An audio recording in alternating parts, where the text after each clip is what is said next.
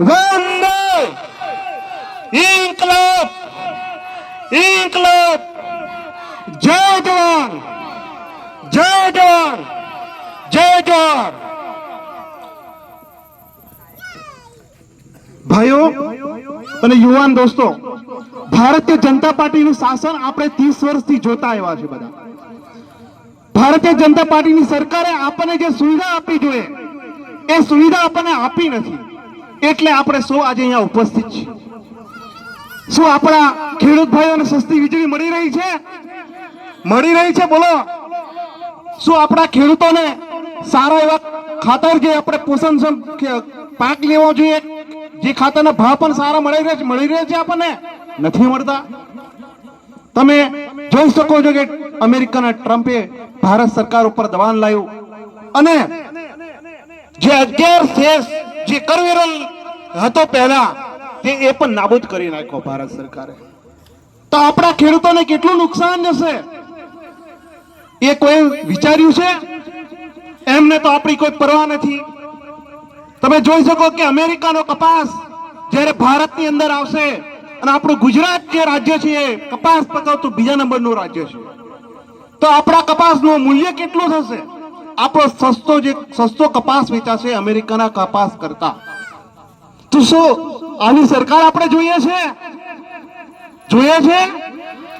2013-14 ની વાત કરું ત્યારે કોંગ્રેસનું શાસન હતું, ત્યારે એ લોકો એમ કહેતા હતા આટલો ભાવ ખેડૂતોને પોસાય?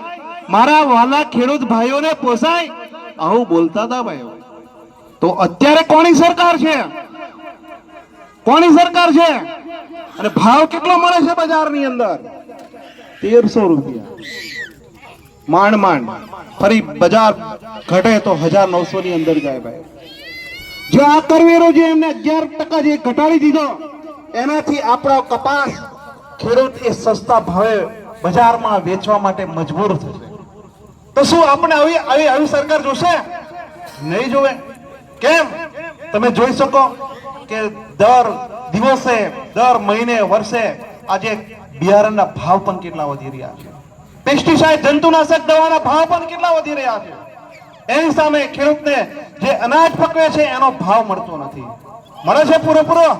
તમે જોયું છે ક્યારે અનાજનો ભાવ આટલો વધી ગયો ને ખુશ થયા છો? એમ થયું છે તમારા દિલને, આત્માને? નથી થયું ભાઈઓ।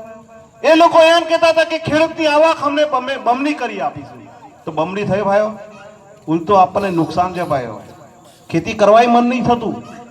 આવું થાય છે કે નહીં થતું? થાય છે ને? બીજી એક વાત કરું, આપણા ગુજરાત રાજ્યની અંદર શિક્ષણ બાબતમાં વાત કરું તો લગભગ 3000 શાળાઓ એવી છે, માત્ર એક જ શિક્ષકથી શાળાઓ ચાલે છે। વિચારો, આપણા બાળકોનું ભવિષ્ય શિક્ષણમાં શું હશે? આપણું બાળક શું શીખશે? એક શિક્ષકથી 5 વર્ગો, 6 વર્ગો ચાલતા હશે તો શિક્ષકને કેવી રીતે ન્યાય આપી શકતો હશે તમામ વિદ્યાર્થીઓને? આપી શકશે ભાઈઓ? તો આ બધું જે તંત્રએ જે કરવું જોઈએ, ભાજપ સરકારના તંત્ર, વહીવટી તંત્રએ કરવું જોઈએ, એમાં એ લોકો તદ્દન નિષ્ફળ નીવડ્યા છે। નીવડ્યા છે કે નહીં ભાઈઓ? તો હવે આપણી ફરજ બને છે કે એ લોકોને આપણે જડમૂળથી એમને આપણે ઘર ભેગા કરવાના છે। કરીશું કે નહીં કરીશું? તો પહેલો દાવ કયો છે આપણો? તાલુકા પંચાયત, જિલ્લા પંચાયત। જો આપણે તાલુકા પંચાયત અને જિલ્લા પંચાયતની અંદર આમ આદમી પાર્ટીનો કોઈ પણ ઉમેદવાર આપણો હશે ભાઈ કે બહેન, એને આપણે બહુમતી જીતાડીશું અને તાલુકા પંચાયતની અંદર બેસાડીશું કે બેસાડીશું? જિલ્લા પંચાયત વહીવટી તંત્રમાં પણ બેસાડીશું કે નહીં? જ્યારે આપણને આ સફળતા મળશે ને તો એ લોકોને આપણે ઘેર બેઠા કરીશું, એમાં કોઈ શંકાને સ્થાન નથી। છે બધાને વાત સાચી છે કે નહીં ખોટી વાત? આપણો એક મત ભાઈ કિંમતી છે ભાઈ। એક મતથી આપણે તાલુકા પંચાયત, જિલ્લા પંચાયત જીતી શકીશું।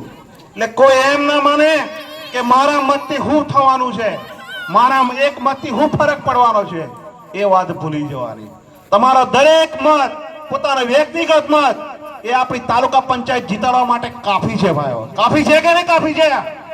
તો આપણે આવનારી તાલુકા પંચાયતની ચૂંટણી હોય, એની અંદર ભાજપનો કોઈ કાર્યકર હોય, કોઈ નેતા હોય, કોઈ મિનિસ્ટર હોય, કોઈ એવો એનો કોઈ મહામંત્રી, કોઈ પણ એવો કાર્યકર હોય તે આપણને પ્રલોભન આપે તો એમાં આવવાનું નથી ભાઈઓ। નથી આવવાનું ને? તૈયાર છો ને એ માટે?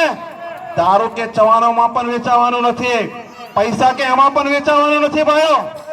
કારણ કે આપણી મતની તાકાત આપણે વિસાવદરની જનતાએ બતાવી દીધી છે. બતાવી છે કે નહીં બતાવી?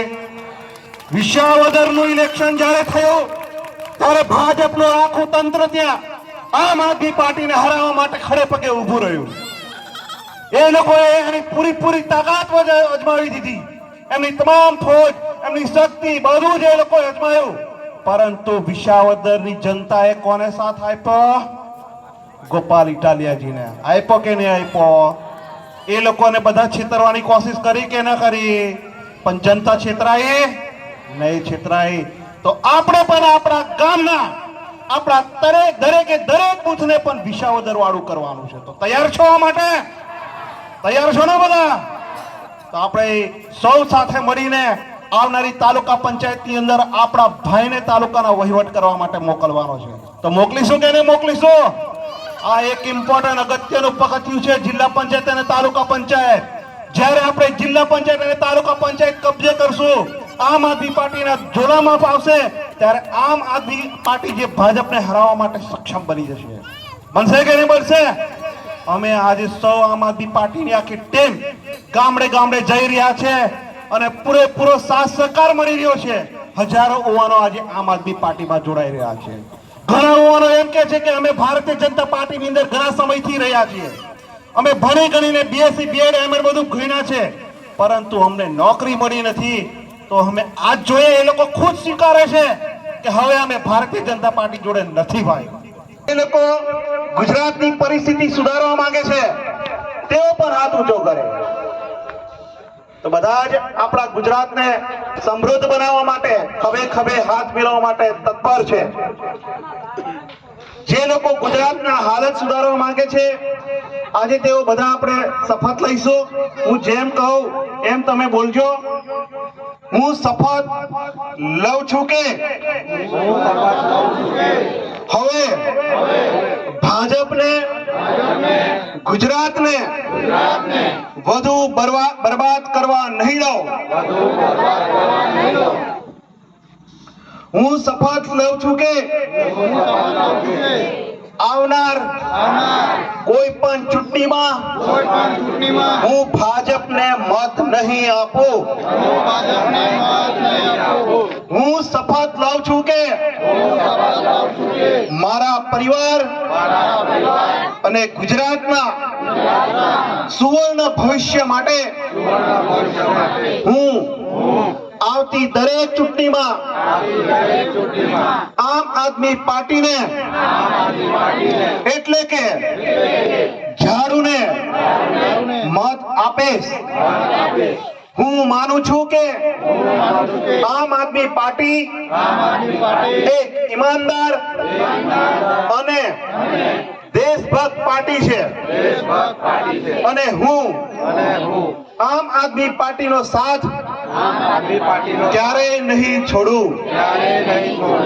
ભારત માતા કે ભારત માતા કે વંદે वंदे चेतर भाई तुम आगे बढ़ो, हम तुम्हारे साथ हैं. चेतर भाई तुम आगे बढ़ो, हम तुम्हारे साथ हैं. हमारी बहनों, તમારે પણ ઝાંસીની રાણી લક્ષ્મીબાઈ જેમ લડતા હતા એમ આ ગોરોની સામે આપણે લડવાનું છે.